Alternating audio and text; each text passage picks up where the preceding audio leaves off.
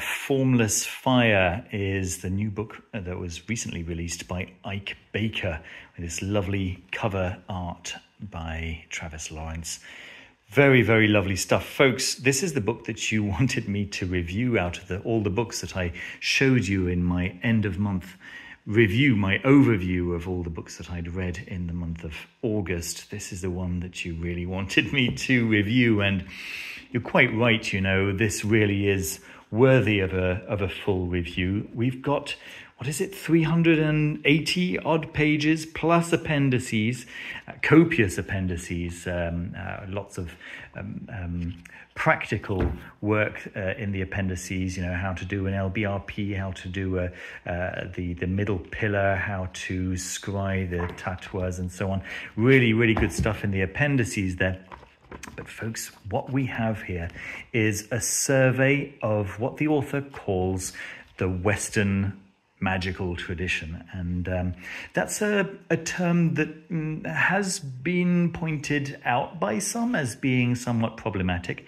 And the author does actually acknowledge this in the early pages of the book and says, well, listen, I've decided to go ahead and use those terms anyway. Hopefully you know what I'm talking about. Which I suppose at this point in the conversation is possibly fair enough, right? Because indeed we do know what the author is talking about, although I'm not 100% sure I agree necessarily with the division. The division line, right, of what counts as Western and what counts as Eastern, but you know, it's syntax. We're talking about language here rather than the actual reality that the language is pointing at. Okay, so let's talk about what we've got. Yeah, as I was saying, it's a survey of the magic that can be pointed at from the ancient Greek and ancient Egyptian origins, right? He doesn't go earlier than that. He talks at the beginning, the earliest points that he really refers to are the PGM, and I think that's also reasonable since you know, to talk about anything earlier than PGM is, well, more in the domain of speculation than in the domain of history. And Ike Baker does make a point in the introduction to say that he's interested in making this an academic work rather than a speculative work, which I think is laudable in itself. So what do we have here? We've got magic and the mysteries, the concepts of early Christian heresies, the theurgy of Iamblichus and the Neoplatonists, and Plato himself, by the way, and philosophy. So the place where magic really draws its earliest breaths, and he actually points out the differences between initiatic ritual groups and magic, and I think that's a useful distinction to make. Then he goes into the celestial science with a lovely introduction to astrology and the various types of astrology throughout Western history, right? Pointing out the differences between Hellenic astrology and more recent forms of astrology, and the ways in which astrology has been used. Just again a really nice complete survey, giving all the little details that anyone interested could indeed find very interesting.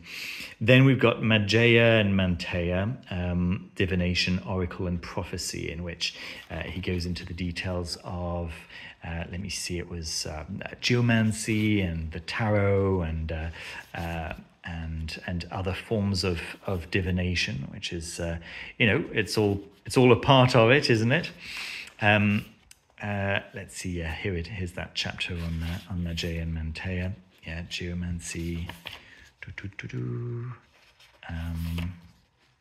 So you can see it. He does go into as much detail as any kind of general survey could possibly go into. So obviously he doesn't teach you how to read the tarot, but he does give you a broad history of the tarot and a general idea of how it has been considered to work by different groups of people, and scrying, and he gives the philosophy underpinning all of this as well, which is quite cool. Yeah, talking about the psychological model and what that actually means, what it actually points to, and the pros and cons. Then he talks about the black art, the alchemy, and operative alchemy and spiritual alchemy. Talking about how alchemy has been variously seen throughout history as a material art, and then as a spiritual art, and then as a combination of the two, and so on. Then he talks about Goetia. So obviously, the author is very well versed and fully understands the difference between the demons of the grimoire called Ars Goetia, who are so often called the Goetic demons, So he certainly doesn't make that kind of mistake. He does in fact know his stuff, and does in fact refer to Goetia as the magic of the early Greeks, right? Of the ancient Greeks, and so then starts talking about the concepts of conjuration, the kinds of magic that the ancient Greeks would perform. So acts of necromancy and so on, contractual magic, going into all those kinds of grimoiric traditions and so on. Then he goes into the scriptures, so Kabbalah. So he makes a very good point. He starts this chapter on page 185, and he says, many people reading this might be very surprised that I haven't actually started talking about Kabbalah earlier, because nowadays Kabbalah is kind of synonymous with a lot of Western magic, and so he gives us a description of the way Kabbalah has evolved through of course through Judaism, and then the way that was taken up by Christian readers and so on. So it's as I say, it's a full survey. Then going into spiritual rebirth, the Magi and masters of the Renaissance, so starting to talk about Agrippa and about his teachers and masters and the people that he influenced and so on, and then talking about the angelic sessions with John Dee and Edward Kelly, of course, the language of angels, which is again, it's just a chapter, in a 400-page book, but nevertheless, it gives you all the details that you would want to know as a beginner trying to understand where we currently stand, as magic practitioners in the world, right? On whose shoulders do we stand? And then after he's gone into the Elizabethan magic, we get the Rosicrucianism, and Freemasonry. So talking about the brotherhoods of the, I guess, 18th century, and then going into the early to mid 19th century with spiritualism, and you saw the picture of Helena Blavatsky over there, Theosophy, the French occult revival, with Eliphas Levi and so on, and then going into what he calls modern magic, but of course it's kind of late 19th and early 20th centuries, and in which he talks about the Golden Dawn and about the offshoots of the Golden Dawn and so on. So there's nothing really about, you know, what comes later in the 80s and 90s, and then what Jake Stratton Kent started, and what we are currently experiencing as a magical, yet another form of magical revival. And I would say that the areas that he covers here are the areas that would be interesting to the average magic practitioner, who is interested in the Golden Dawn, right? So I think that that's going to be my first point to point out, right? It is only 400 pages, and within these 400 pages, he goes into an enormous amount of detail, right? An enormous amount of, covers so much ground, you know, in these 400 pages. Of course, he's not going to go into the details of witchcraft, right? Of course, he's not going to go into the details of Gardnerism and, the areas that aren't specifically interesting to people who are interested in the Golden Dawn traditions and influences and what has led to specifically the Golden Dawn, which is, you know, it's not insignificant, the number of people who have been introduced to magic via Golden Dawn or Golden Dawn-like traditions, right? The Aurum Solis and so on. So what you might consider ceremonial magic, right? What many people speak of as so-called high magic, right? So if you're interested in that specific branch of magic, which is, for all intents and purposes, probably the most popular branch of magic in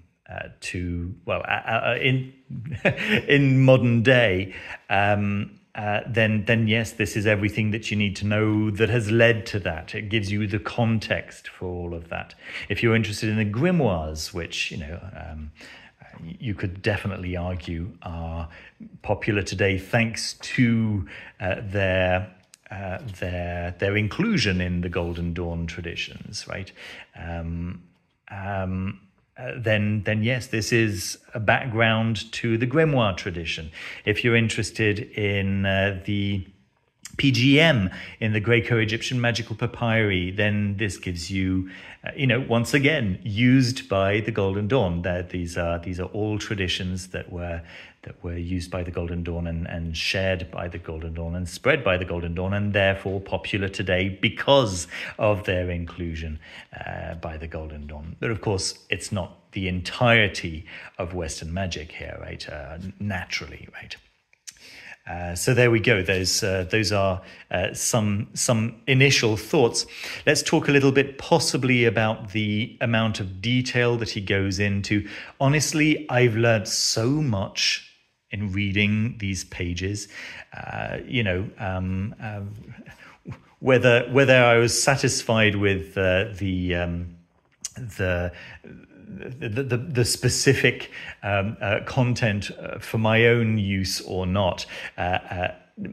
Whatever I knew for sure, I was able to agree with, and anytime I was not sure, I would look up the details, I would look up the information, and sure enough, it would be accurate. So in terms of accuracy, this is spot on. I'm going to say that this is a very, very useful book for anyone starting out in magic who is unsure about the origin of it all, who's unsure about where they currently stand, and what is the difference between the Golden Dawn and Wicca, right? What is the difference between the forms of magic that assume a Gnostic background versus the forms of magic that assume a Catholic background, things like this. This will give you that kind of grounding in the magic history. This will give you the grounding and the magical theory as well. And it'll give you a good few really nice initial practices to get started with, for example, preparing a spagyric tincture, so you can get an idea of what a lot of early alchemy was about. It'll give you some details on how to create a solar talisman. It'll give you details, for example, here on how to consecrate salt and water. So you are getting plenty of practical details and practical instruction here on how to get some basics, right? So the kinds of things that most practicing magicians start off with, the information is here, and it's good. It's accurate. It's right. In terms of the build of the book itself, it's a print-on-demand paperback, so it's exactly what you would expect from that. Hyper white pages, a little bit see-through, good quality. Certainly smooth, definitely not pulpy or anything like that. The layout of the pages, other than centering a few paragraphs when it makes it look a little bit nicer for sure, but we're definitely not talking about gorgeous layouts or anything like that. But you can see that there are occasionally some nice illustrations, some nice pictures. But all in all, it's functional. Right, it's functional. It's not a book that you're going to be picking up because it's super pretty, other than the lovely art by Travis Lawrence. I actually had to look up his name. I've got a problem with names, but I did in fact say his name a couple of minutes ago, so you know that I know Travis and that I really love his art style. Look up his tarot, by the way. If you don't know Travis Lawrence's art, then there's you're missing a trick there. He's got some lovely stuff. All right, but that's beside the point. All in all, I'm going to say that this is a good recommendation for people getting started, people who are curious and who don't already have this overview. And for those of you who do already have this overview, I would say that there's definitely going to be stuff in here that that is going to challenge your understanding of how we got to where we got today. There we go.